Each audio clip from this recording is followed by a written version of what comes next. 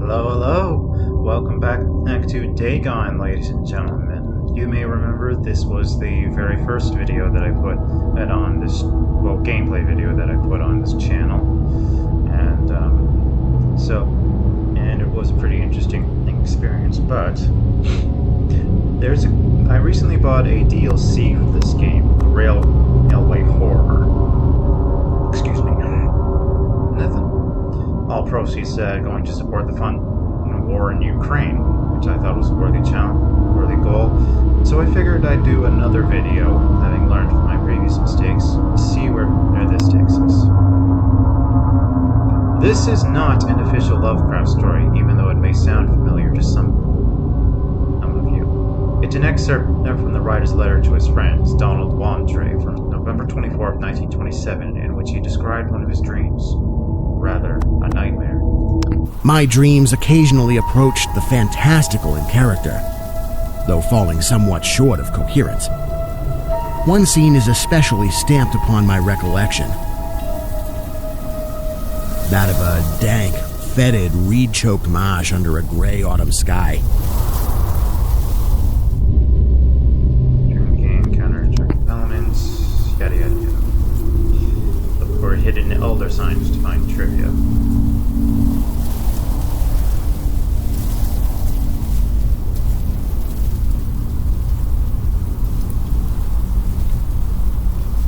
This place looks cheery. In letters to his friends, Donald Wandre, Lovecraft described two of his dreams. After the writer's death, they were sold to the publisher of the Scientist/Bizarre magazine and published in the form of short stories. The first one, titled The Very Old Folk, tells the story of one of the provinces of the Roman Republic and mysterious mountain inhabitants performing terrible rituals. The second one was titled The Thing in the Moonlight and was published in January 1941. The publisher added a fabricated beginning and ending to it, in which Lovecraft, unable to free himself from the nightmare, mentally contacts a stranger. Other publishers later reprinted the story, unaware that some of the text was not authentic. It is this dream that we present here, in its original form, without any additions, which I greatly appreciate. Personally, I think the original is always better.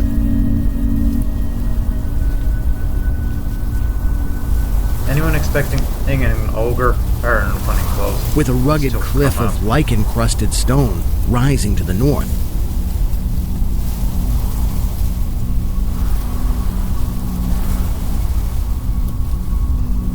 Half expecting an ogre, or with the British accent to come charging out. What are you doing in my swamp?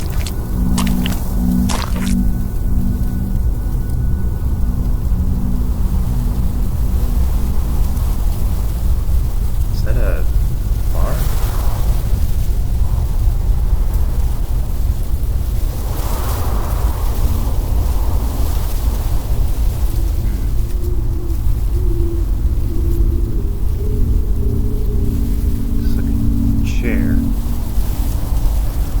All sorts of strange garbage out there.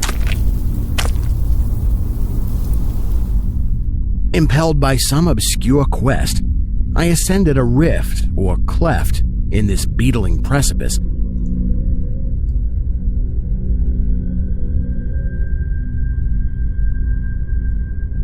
Still not seeing any older signs.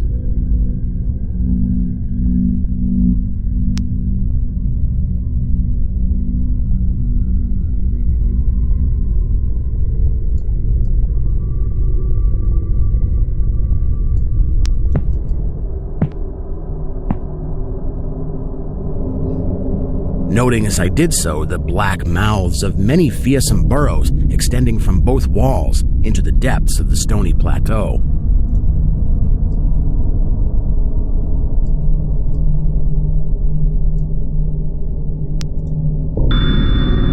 The protagonist whose fate you follow is Lovecraft himself.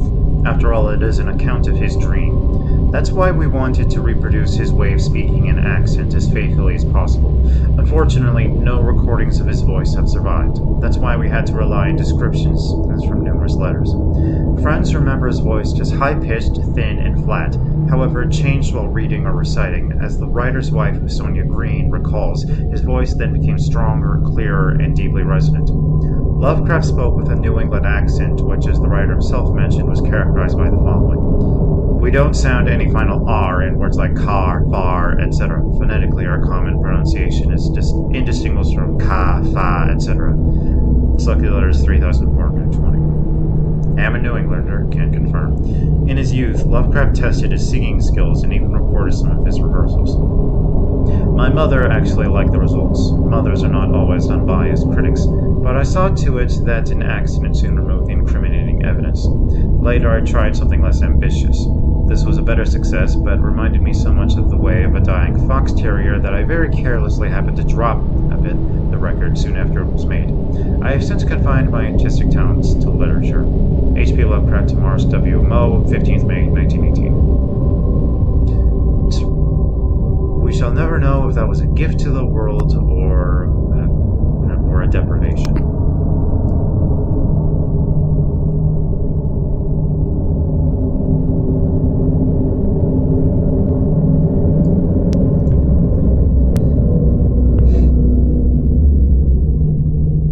At several points, the passage was roofed over by the choking of the upper parts of the narrow fissure. These places being exceedingly dark and forbidding the perception of such burrows as may have existed there. In one such dark space, I felt conscious of a singular accession of fright, as if some subtle and bodiless emanation from the abyss were engulfing my spirit. But the blackness was too great for me to perceive the source of my alarm.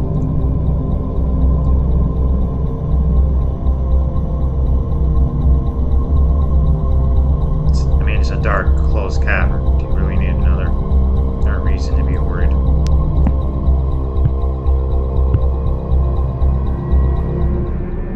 At length, I emerged upon a tableland of moss-grown rock and scanty soil, lit up by a faint moonlight which had replaced the expiring orb of day. Casting my eyes about, I beheld no living object, but was sensible of a very peculiar stirring far below me amongst the whispering rushes of the pestilential swamp I had lately quitted.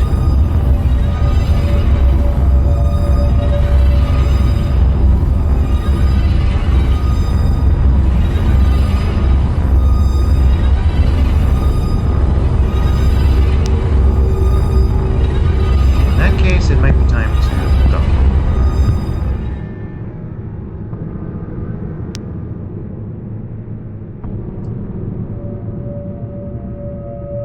Aha! Dreams have often been an inspiration for Lovecraft. Dagon is a good example. Moreover, the writer often set the action of his stories in the Dreamland, a separate world filled with unique places, creatures, and legends. This informal dream cycle includes stories written between 1918 and 1932, such as The Cats of Ulthar, The Doom That Came to Sarnath, Polaris, and The Silver Key. They show a slightly different side to the author of Call of Cthulhu and inspirations with the work of Lord Dunsany. The protagonist associated with the Dreamlands is Randolph Carter, known from, among others, one of Lovecraft's longest stories, The Dream Quest of Unknown Kadath. It tells the story of Carter's journey through amazing lands in search of a wonderful city that appeared to him in his dreams.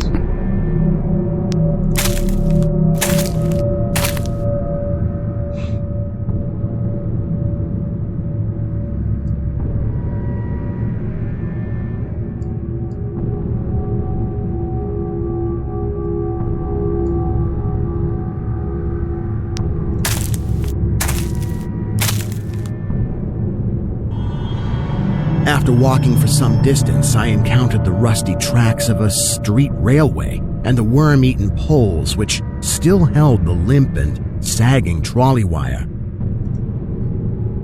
That's not normal.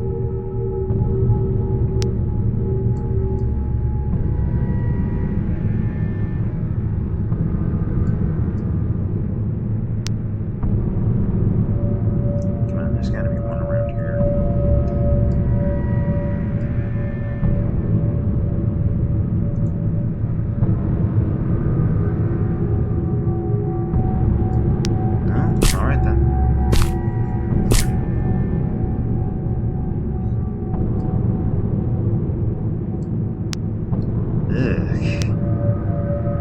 Why'd they have to go and put that there? Lovecraft believed that authors could make their stories more credible by exchanging ideas and drawing from each other's works. The best example is the famous invented book Necronomicon, which also appeared in the works of his friends, such as Robert Bloch, later a creator of Psycho, and Robert E. Howard, creator of Conan the Barbarian. Its presence in the works of various other writers has even led to the mythologization of the Necronomicon and the appearance of references to the books in countless novels, films, and other works of pop culture, i.e. the Evil Dead series. Lovecraft himself also used elements from other people's works, such as the books Onnesprick and Colton, Nameless Cults by Robert E. Howard, and Devamis Mysteries of the Worm, both created by Robert Bloch. Hoster, a creature borrowed from Robert W. Chambers, author of The King in Yellow, who was inspired by Ambrose Pierce. He also used his land of Carcosa, which later appeared in the TV series True Detective, and Sathagwa, a creature invented by Clark A. Smith. Lovecraft slightly changed its appearance and included it in its stories. We wanted to follow this tradition, so we included objects from 3 other games created by our friends.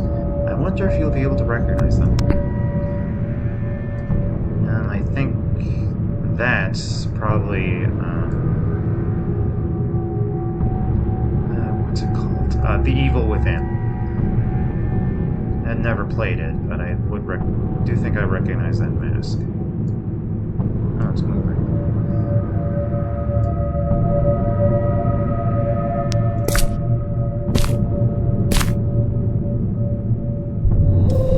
Following this line, I soon came upon a yellow vestibuled car numbered 1852 of a plain, double-trucked type, common from 1900 to 1910.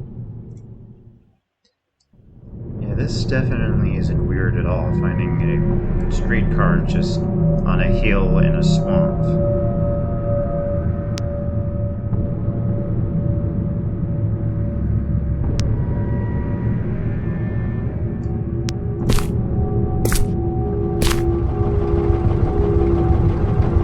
It was untenanted, but evidently ready to start.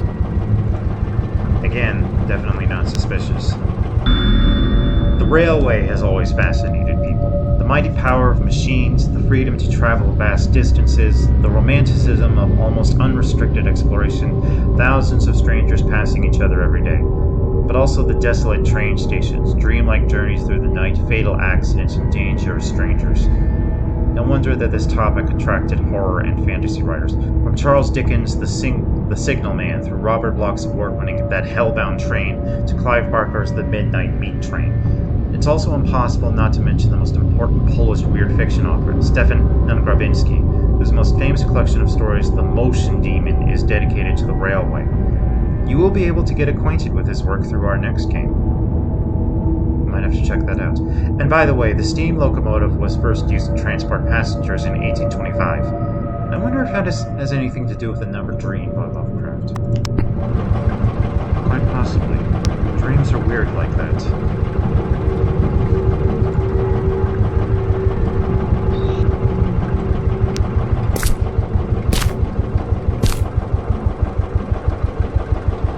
The trolley being on the wire and the air brake pump now and then throbbing beneath the floor.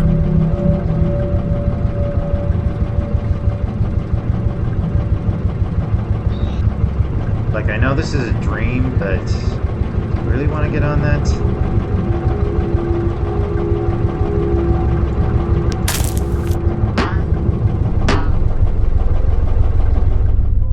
I boarded it and looked vainly about for the light switch.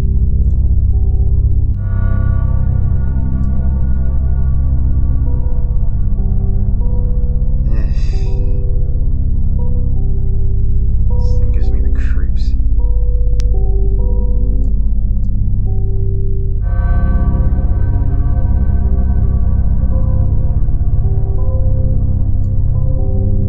Noting as I did so the absence of controller handle, which implied the brief absence of the motorman.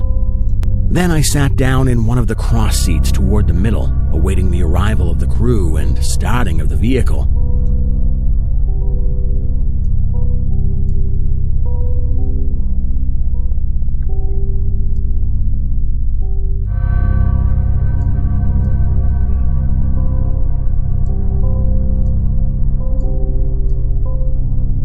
probably missing some elder signs there. I'll probably get them. Whatever.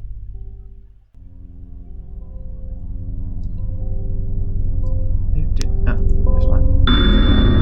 In 1927, Donald Wandrei hitchhiked from Minnesota to Rhode Island to visit Lovecraft, sometimes having to spend the night outdoors during the trip.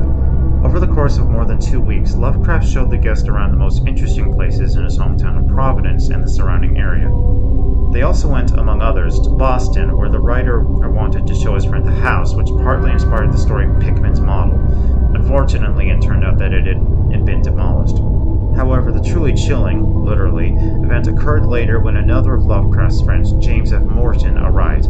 The three of them went to a store in Warren where they took part in an ice cream eating contest. Each of them tried as many as 28 types, and Lovecraft himself admitted that he ate about 2.5 liters of this delicacy. A statement describing their feat was framed and hung on the wall of the store. I wonder if that store's still there. Yeah, Lovecraft wasn't as much of a grumpy loner as we might imagine he was. He had quite a few friends, and surprisingly.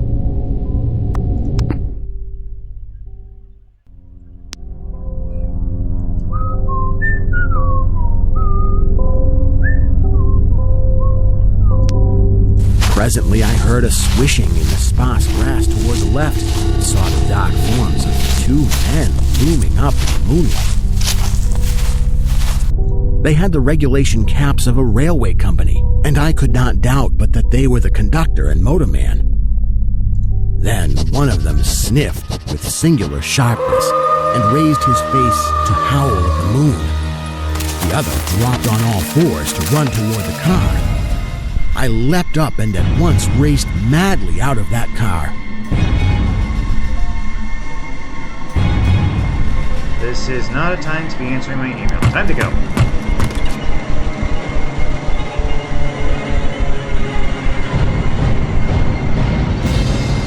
Yeah, he's still there.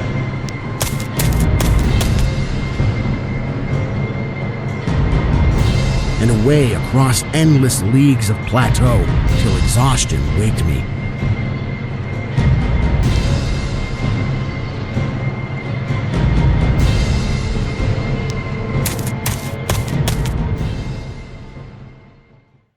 Doing this not because the conductor had dropped on all fours, but because the face of the motorman was a mere white cone, tapering to one blood-red tentacle.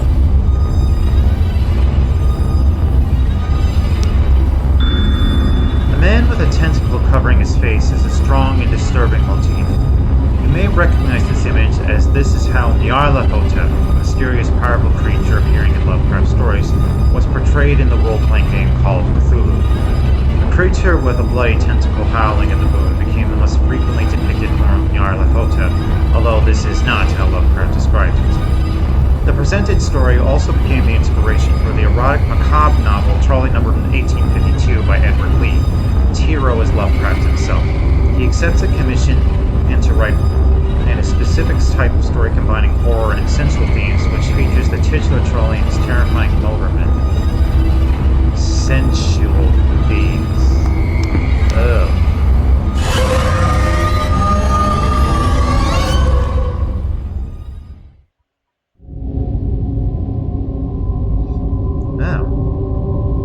That